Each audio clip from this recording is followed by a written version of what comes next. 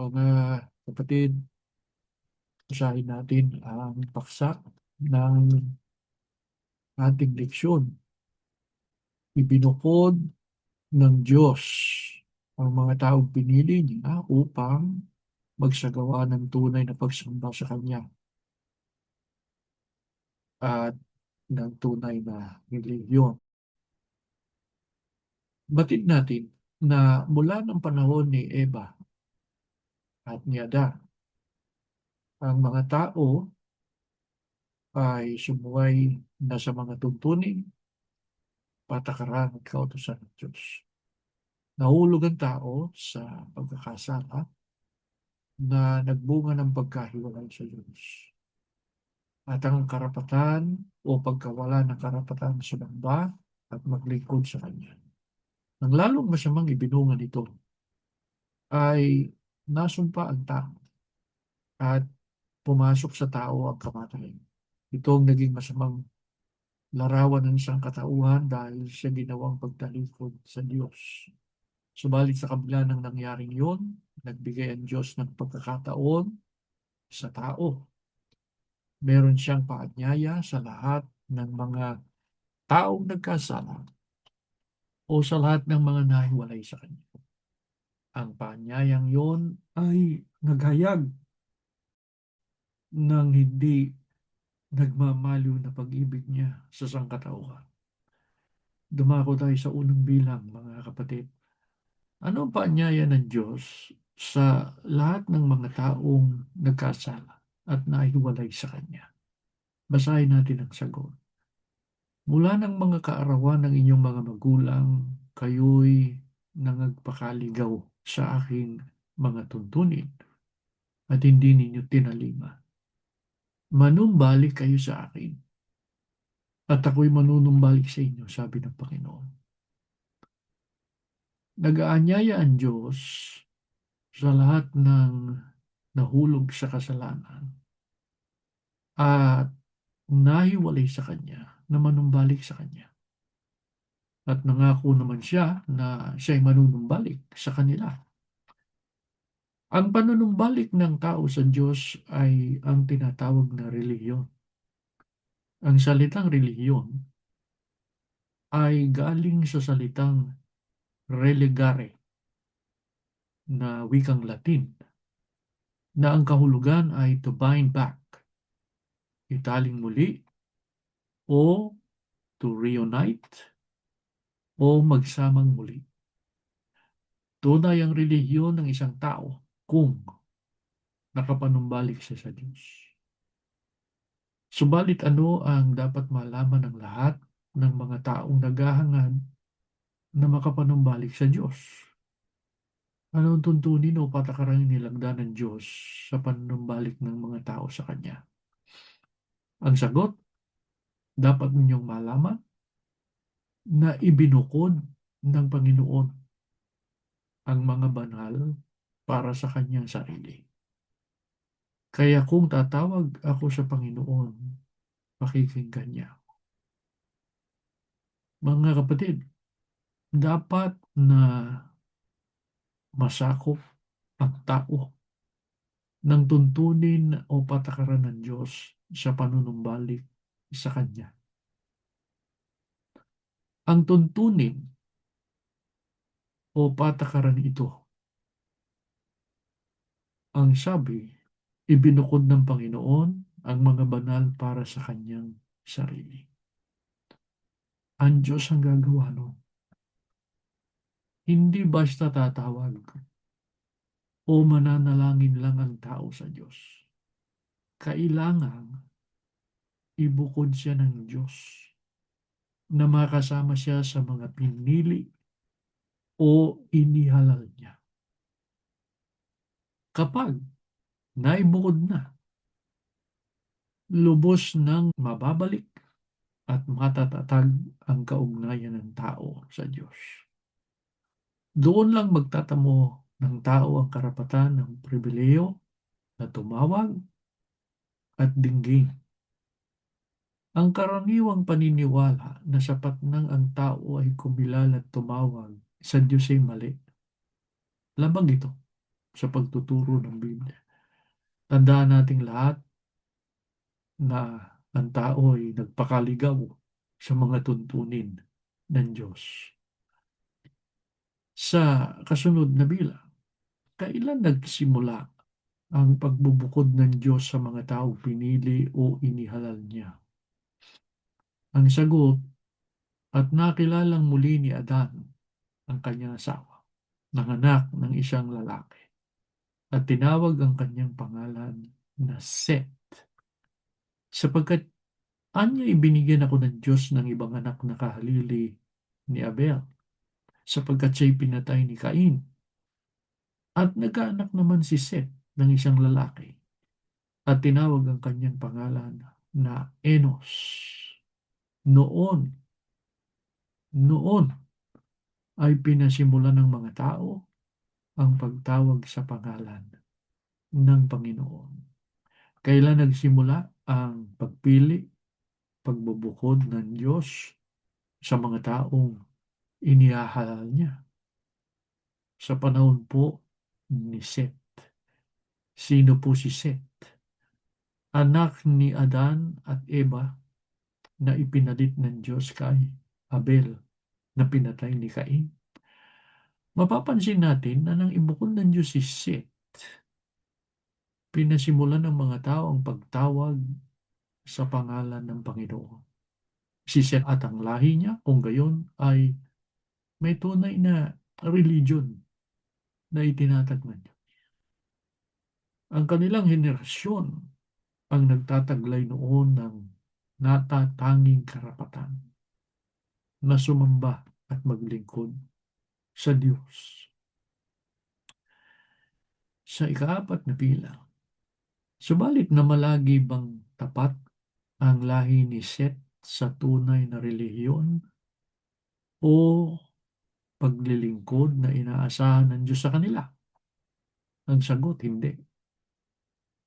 Nang magpasimulang dumami ang mga tao sa balat ng lupa at mga kaanak ng mga babae, nakita ng mga anak ng Diyos na magagandang mga anak na babae ng mga tao at sila'y nagsikuha ng kani-kanyang asawa sa lahat ng kanilang pinili. Makikita natin dito na naghalo ang mga anak ng Diyos at ang mga anak ng tao. Sino ang itinuturing ng Diyos na kanyang mga anak noon? Yung lahi ni Seth, sapagkat yun ang binukod niya. Sino naman ang mga anak ng mga tao? Ang lahat ng hindi nasaklaw ng pagbubukod o paghahalal ng Diyos.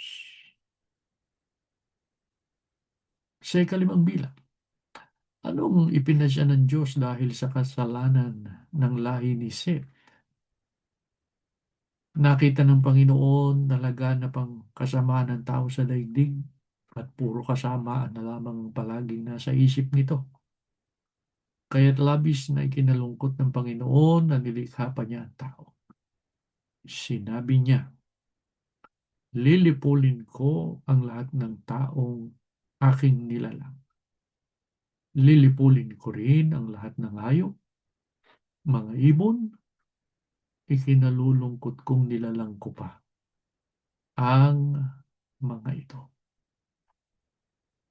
Kaya pinasya ng Diyos na lipulin ang lahat ng tao na kanyang nilalang, pati ang lahat ng hayop at ng mga ibon. Bakit? Dahil sa malaking kasalanang ginawa ng mga pinili niya o ng lahi ni Seth. Subalit, hindi ba nagbigay ang Diyos ng pagkakataon sa mga tao na manumbalik sa Kanya? Nagbigay. Sa ika-6 na bilang, sino muna ang ibinukod ng Diyos bago niya gunawin ang unang sanlibutan? Ang sagot, datapot si Noe nakasumpong ng biyaya sa mga mata ng Panginoon. Si Noe lalaking matuwid at sakdal noong kapanahunan niya. Si Noe ay lumalakad na kasama ng Diyos. At sinabi ng Diyos kay Noe, ang wakas ng lahat ng tao ay dumating sa harap ko, sapagkat ang lupa'y napuno ng karahasan dahil sa kanila. At narito, sila'y aking lilipuling kalakip ng lupa. Gumawa ka ng isang sasakyang kahoy na gopher, gagawa ka ng mga silid sa sasakyan, at iyong sisiksikan sa loob at sa labas ng sahing o alkitrang. Bago po gunawin ng Diyos ang sanlibutan, pinili niya muna, ibinukod niya muna si Noe. Si Noe ay nakasumpong ng biyaya sa mata ng Panginoon. Bakit? Sapagkat si Noe lalaking matuwid, sakda, lumalakad na kasama ang Diyos. Ano ang ipinag-utos ng Diyos kay Noe? Gumawa siya ng isang daong. Yun ang paraan upang ang tao maligtas sa gagawing paglipol ng Diyos sa unang sanlibutan. Sa ikapitong bilang, sino lamang ang mga naligtas nang magpadala ang Diyos ng pagkawasak sa unang sanlibutan? At bakit? Ang sagot, dahil sa kasalanan ng tao noong unang panahon, ginunaw ng Diyos ang daigdig sa pamamagitan ng baha. Wala siyang iniligtas maliban kay Noe na nangaral tungkol sa matuwid ng pamumuhay at ang pito niyang kasama. Sa makatwid, 8 tao lang ang naligtas. Noong gunawin ng Diyos ang unang sanlibutan. Ngayon, sa ikawalong bilang, ano ang iniutos ng Diyos kay Noe at sa kanyang mga anak matapos niyang gunawin ang unang sanlibutan? Ang sagot, binasbasan ng Diyos si Noe at ang kanyang mga anak, at sa kanila'y sinabi, kayo'y magpalaanakin, magpakarami, at inyong kalatan ng lupa. At ang takot sa inyo at sindak sa inyo mapapa sa bawat hayop sa lupa at sa bawat ibon sa himpapawid, lahat ng umuusad sa lupa at lahat ng isda sa dagat ay ibinibigay sa inyong kamay. Bawat gumagalaw na nabubuhay, magiging pagkain ninyo, gaya ng sariwang pananim na lahat ay ibinibigay ko sa inyo. Yan ang utos pagkatapos ng bahang gunaw. Sa ikasyam, nabila. Sinunod ba ng lahi ni Noe ang ipinag-utos ng Diyos sa kanila? Ang sagot, noon, isang wika lang ang ginagamit ng lahat ng tao sa buong mundo.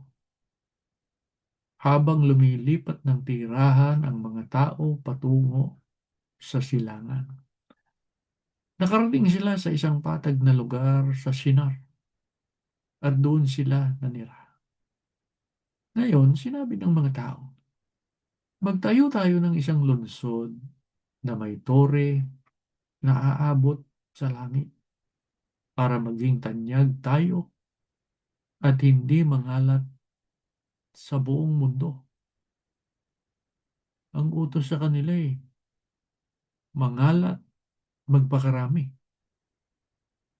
Ngayon, pinaplano nila, huwag silang mangalat. Kaya, gumawa sila ng mga tisa. Pinainitan nila ito mabuti para tumikas ng gusto. Tisa ang ginamit nila sa halip na bato. At aspalto ang ginamit nila bilang simento. Sinunod ba ng lahi ni Noe ang ipinag-utos sa kanila? Hindi.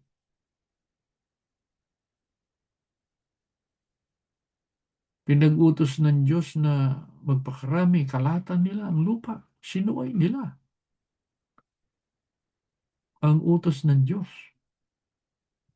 Sa paraang magtatayo sila ng isang lungsod na may tore na kilala sa tawag na Tore ni Babel.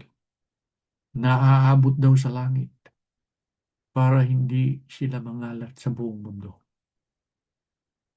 Sa ikasampung bilang, anong ginawa ng Diyos dahil sa pagsukay na nasumpungan niya sa lahi ni Noe?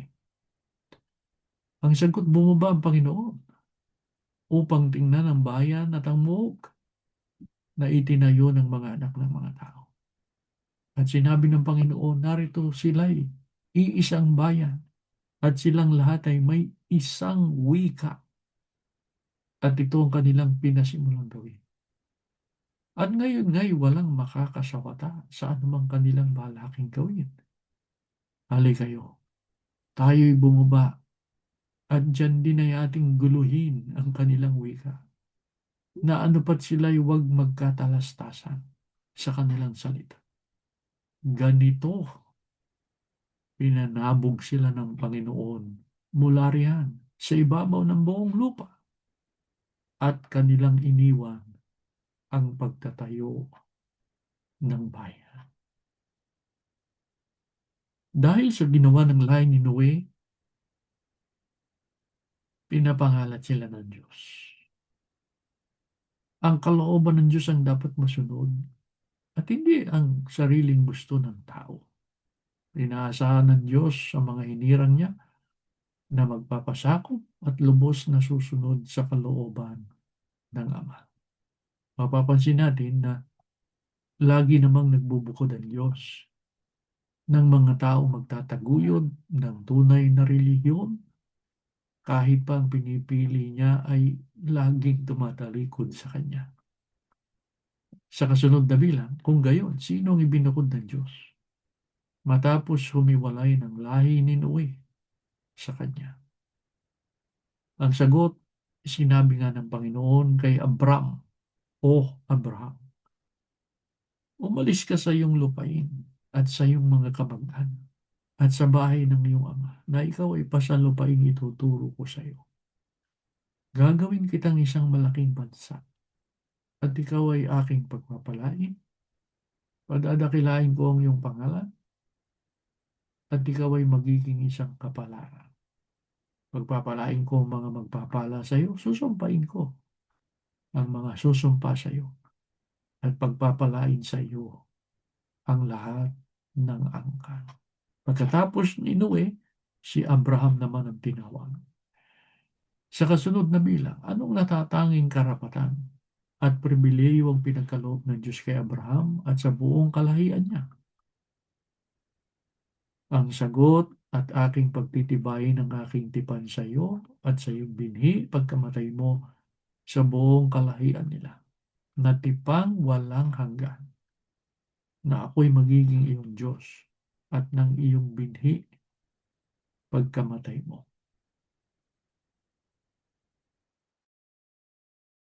Karapat binigyan siya ng karapatang sumamba at maglingkod sa Diyos. At ang tipang ito, itong pa na ito, ay walang hanggan. Sa kasunod na bilang, kanino pinagtibay ng Diyos ang tipan niya kay Abraham? Ang sagot, ang tipan na kanyang ginawa kay Abraham at ang kanyang sumpa kay Isaac, pinagtibay yaon kay Jacob na pinakapalatuntunan sa Israel na pinakawalang hanggang tipan. Kanino pinagtibay ng Diyos ang tipan niya kay Abraham? Kina Isaac, Jacob at hanggang sa buong kalahian ng Israel. Ang Israel kung gayon ang nagtamasa ng tunay na relihiyon na itinatag ng Diyos sa panahon nila. Sila ang pinagkalooban ng Diyos ng karapatang sumamba at maglingkod sa Kanya. Anong inaasahan ng Diyos sa Israel? Tawagin niya sila. Naingatan ba ng Israel ang kanilang kahalalan at ang tipan na pinagtibay ng Diyos kay Abraham at sa buong kalahian niya? Malalaman natin ang sagot sa mga katanungang yan sa ikalawang bahagi ng leksyong ito. Natutunan natin sa leksyong ito na Bago magkaroon ang sinuman ng karapatang sumamba at maglingkod sa Diyos, kailangan makasama muna siya sa mga pinili o ibinubukod ng Diyos. Mula pa sa pasimula ng isang katauhan, yan na ang patakaran ng Diyos. Kaya sa susunod, pag-aaralan natin ang ikalawang bahagi ng ating tinalakay na ito. Bago tayo manalangin, basahin natin muli ang paksa. Ibinukod ng Diyos ang mga taong pinili niya upang magsagawa ng tunay na pagsamba sa Kanya at ng tunay na relihiyon. Tumayo po kayo at tayo'y mananalangin. Panginoon namin Diyos, salamat po ng maraming maraming sa inyo sa liwanag ng mga katotohanan na tinanggap namin ngayon. Sumasampalataya kami, Ama, kabilang kami sa tumanggap ng biyaya na kami makapaglingkod at sumamba sa iyong pangalan. Nawa maingatan namin ang biyayang ito. Patuloy namin itong matupad ng buong katapatan. Lagi naming ipagpaunaan ang aming pananagutan sa iyo at ang pagsunod sa iyong mga kalooban. Tulungan mo kaming magkakapatid. Marating ang hangganan ng aming paglalakbay. Makamtan namin ang buhay na walang hanggan. Makapanirahan kami sa bawat banal. Hindi namin kaya ito mag-isa. Kailangan namin ang iyong patnubay. Kailangan namin ang iyong pangunguna. Pagpalain mo ang mga kabataan. Huwag mo sana silang pababayaan. Nawa po, Ama, patuloy mong pagpalain ang kanilang buhay at maalaala nilang palagi na tungkulin nilang ikaw ay purihin at sambahin ang iyong banal na pangalan. Nagkakatiwala kami, patuloy mong iaabot sa aming mga kapatid ang biyayang kailangan nila sa araw-araw. Amang Diyos, salamat po sa lahat ng iyong kabutihan sa lahat ng iyong ginawa sa amin. Purihin ka, Ama, dakilain ang iyong pangalan. Patawad po sa aming mga kasalanan sa ngalan ni Jesus na aming tagapagligtas.